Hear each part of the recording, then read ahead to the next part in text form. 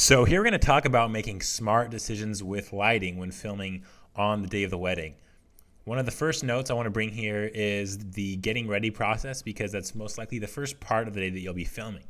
So during the getting ready, we always want to shoot near the window when possible. The window provides for a lot of great natural lighting. It looks great. It's usually soft. We get some nice bounce from the ground as well. And so we're always going to want to shoot next to the window whenever possible.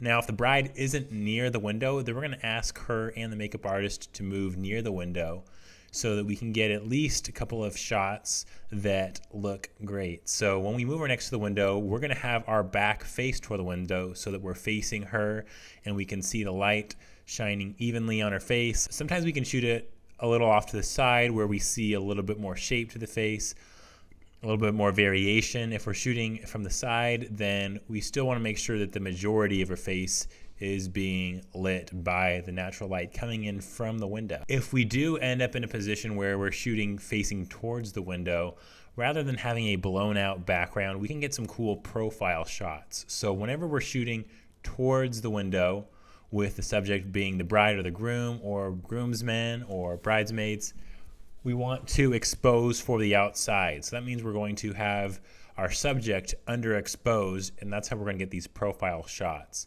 So we want to avoid exposing for their face when we're shooting towards the window because it blows out the background. And so we can avoid that by underexposing, meaning that we're exposing for the background. And of course, our focus is also on the bride and not the outside, so we see clear lines in our profile shot. So unfortunately, there's not much we can do with the reception or the ceremony. Some people ask if I bring in lighting. I tend not to bring in lighting for any of these events because it's often obtrusive.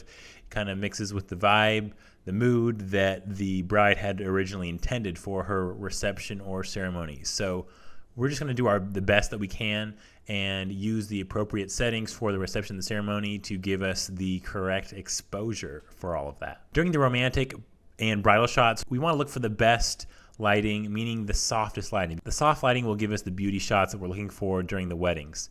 So when we're shooting outside, we want to avoid shooting in direct sunlight because the sun is going to give us harsh shadows on the faces, and it's just not as appealing as soft lighting. So we want to look for a place where there's shade.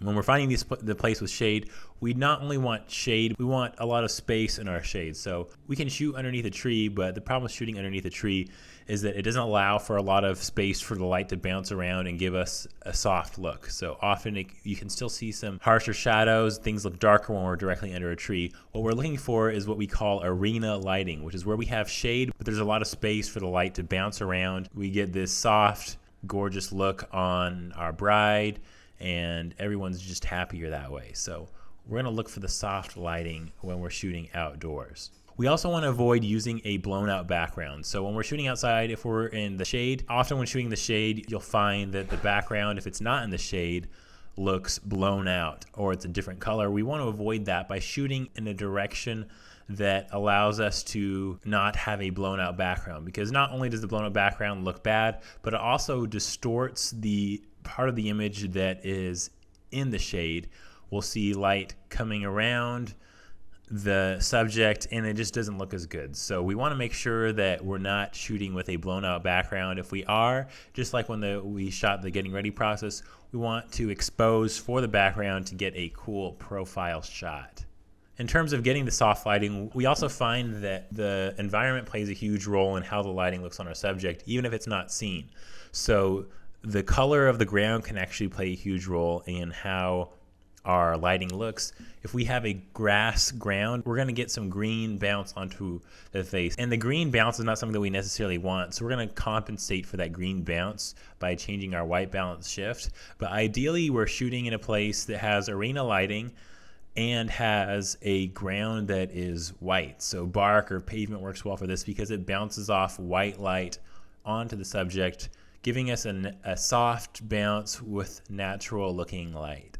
Another thing that's often cool is to use, when we're shooting underneath trees, is to use the shade and the sunspots that come through the shade to either accent the motion when we see the texture of the sun coming over the groom's shoulders, or maybe we see the sun seeping in through the trees, highlighting the back of the bride's head.